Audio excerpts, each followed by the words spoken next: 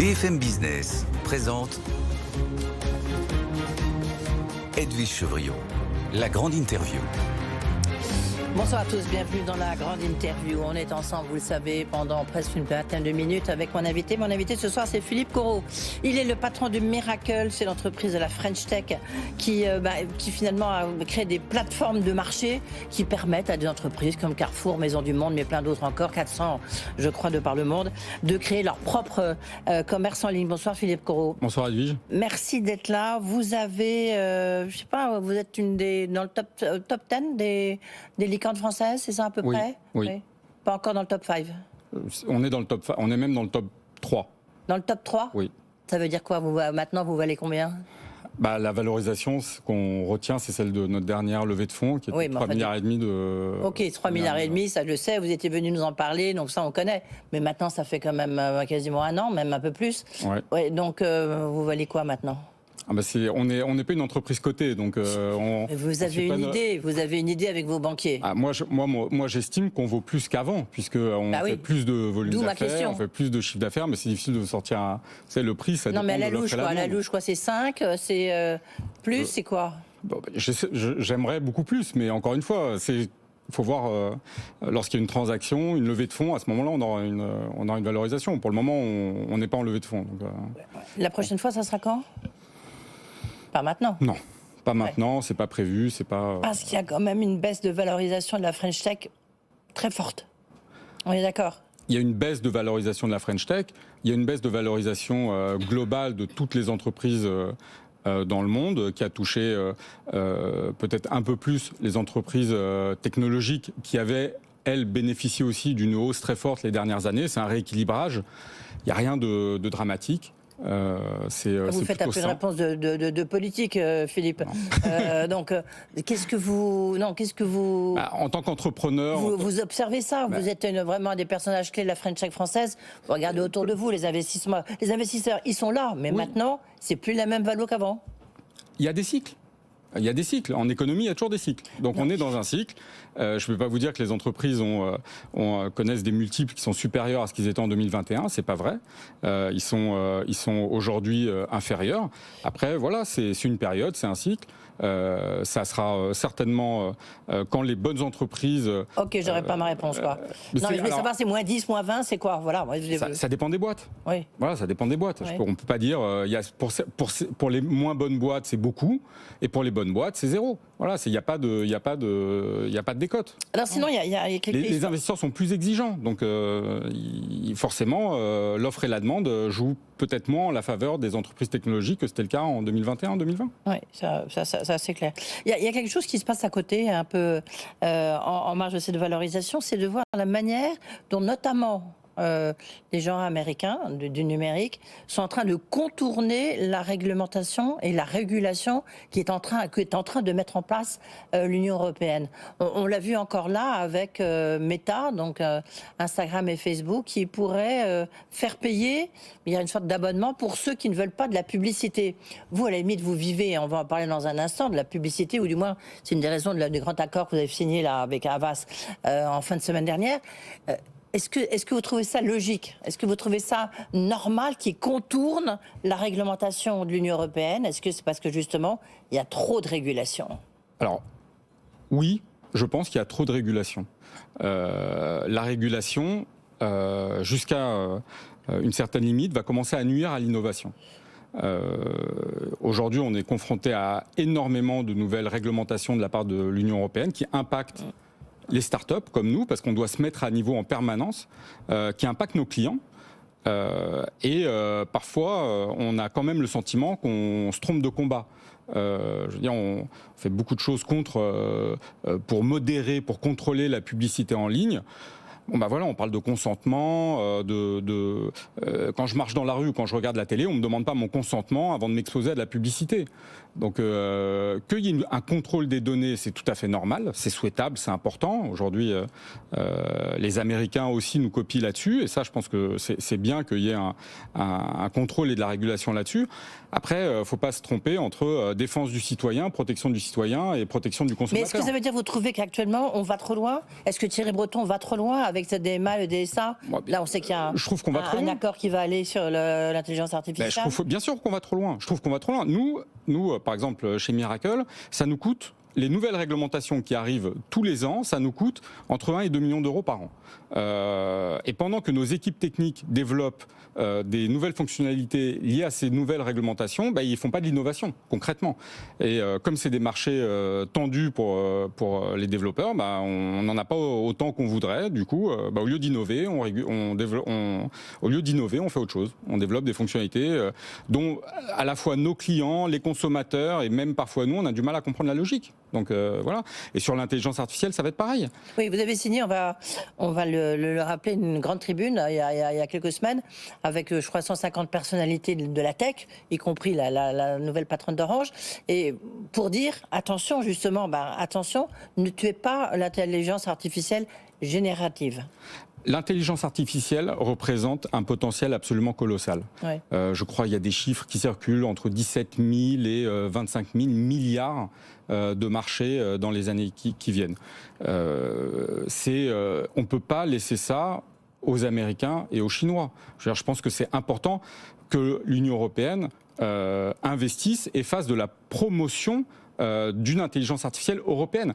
Et en plus, notamment avec l'intelligence artificielle générative, ça véhicule des valeurs. Parce que quand l'intelligence artificielle, vous lui posez une question et qu'elle va vous répondre, l'intelligence artificielle américaine ne va pas vous répondre comme l'intelligence artificielle chinoise. Oui. Et il faut que l'intelligence artificielle européenne soit aussi porteuse des valeurs de l'Europe. Et là, vous trouvez que c'est en train de se préparer avec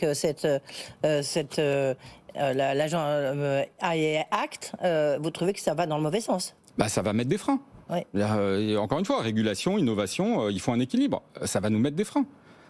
Donc c'est dangereux.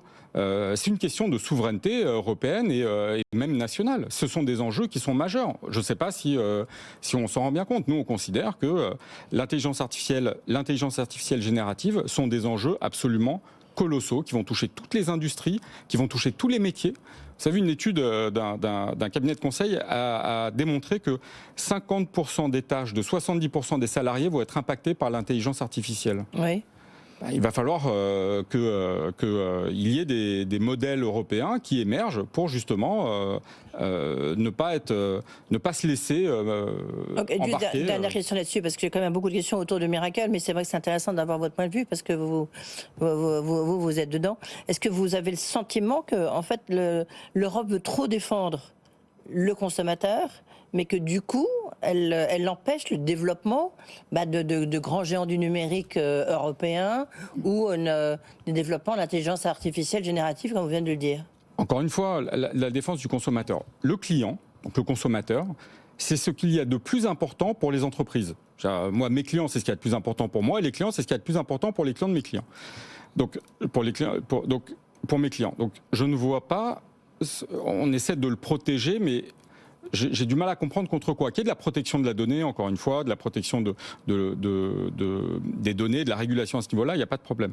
Mais en tant que citoyen, on doit être protégé.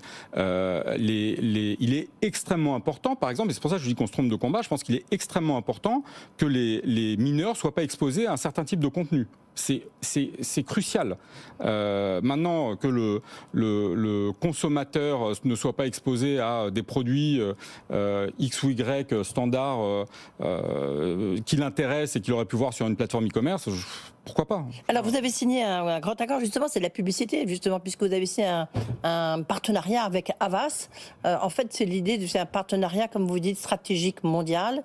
Expliquez-nous en quoi ça consiste, mais c'est vrai que c'est une grande agence de publicité. Avec vous, donc, vous faites les places de marché de 400 clients de par le monde. Qu'est-ce que ça vous apporte, en fait? Alors, en fait, Miracle, on a lancé un nouveau produit qui s'appelle Miracle Ads, qui est un outil qui permet à nos clients de faire du retail média, c'est-à-dire de monétiser une partie de leur trafic, de leurs visiteurs avec de la publicité. Et nous, ce domaine de la publicité et de la communication, on a développé une technologie qui... on considère aujourd'hui une des meilleures au monde parce qu'elle intègre certaines spécificités, dont un moteur de pertinence basé sur de l'intelligence artificielle. Mais on est des néophytes, nous, en termes de publicité et de communication. Donc c'est pour ça qu'on s'est allié avec des experts. On a fait cet accord avec Havas, qui est une des plus belles agences au monde, pour justement que on leur amène notre technologie, notre métier d'éditeur de logiciels. On leur amène aussi notre réseau, qui est un réseau qu'on peut qualifier d'un réseau d'indépendants, qu'on a appelé le Miracle Ads Network, qui aujourd'hui, sur les plateformes Miracle, c'est 1,3 milliard de visites mensuelles. Donc c'est colossal. Et eux, ils vont pouvoir nous conseiller aussi leurs clients sur le retail média, apporter du conseil. Et du coup, ça nous donne de la visibilité sur les besoins des clients d'Havas et nous sur le réseau de Miracle. Donc c'est l'équilibre entre, encore une fois, une offre et une demande. C'est un partenariat sous quelle forme en fait? Je veux dire, c'est une filiale commune, c'est quoi? Non, c'est pas une filiale commune. C'est un accord de partenariat qu'on va qualifier de commercial. Vous avez une com sur tout ce qu'ils vous apportent et eux, ils ont une com sur le nombre de spots que vous leur offrez? Alors c'est marrant que vous me posiez cette question parce qu'effectivement on n'a pas communiqué sur les... Bah, oui, mais c'est le moment. Bah non, mais c'est intéressant. Oui, c'est intéressant. Ouais. On communique pas sur les modalités. Parce que pour des questions tout simplement de compétition, de concurrence, on préfère garder les accords financiers discrets, on va dire. Non, mais sans rentrer complètement dans le détail, c'est quel type de partenariat? C'est basé sur quoi? On va dire qu'il y a déjà un échange d'expertise. Et avec l'expertise, voilà, il y a un échange commercial. Voilà. Oui, mais encore.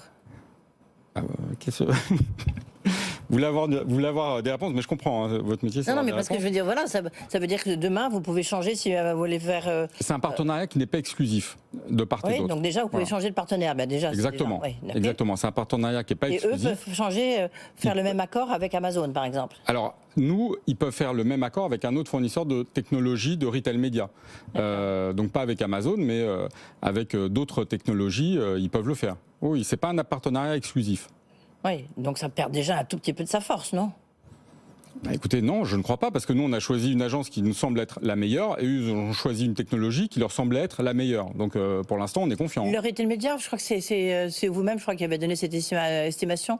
En 2025, ça serait à peu près 160 milliards de dollars comme exactement, c'est un marché de 160 milliards de dollars en 2027. Donc, donc, c'est des marchés qui sont très importants. Pourquoi ça se développe autant, alors que justement, on sent l'impression que, pour en revenir à la régulation, vous voyez... C'est ça le problème. Alors, le retail média, j'ai envie de dire, c'est assez ancien en réalité, parce qu'avant on parlait de tête de gondole, de publicité sur lieu de vente.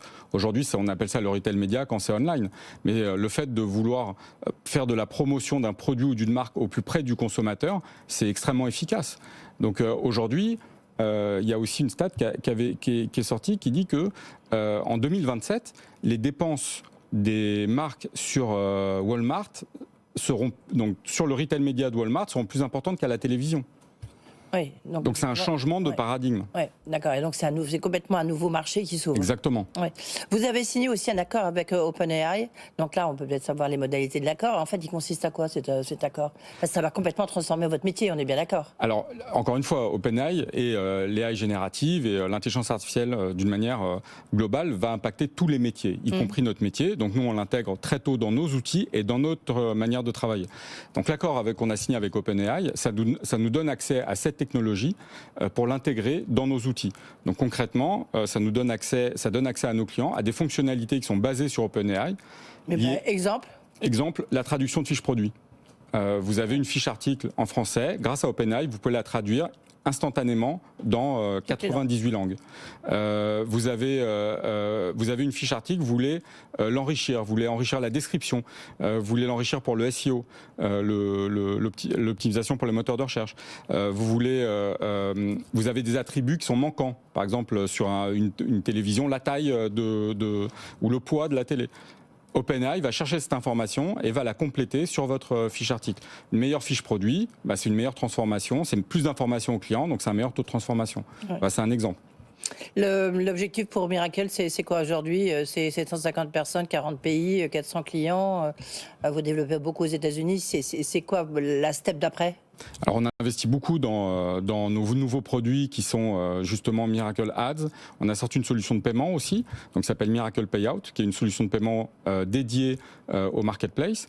Et aujourd'hui, on ouvre des nouvelles géographies. On a ouvert un bureau, exactement. On avait un bureau au Japon qui donne de très très bons résultats.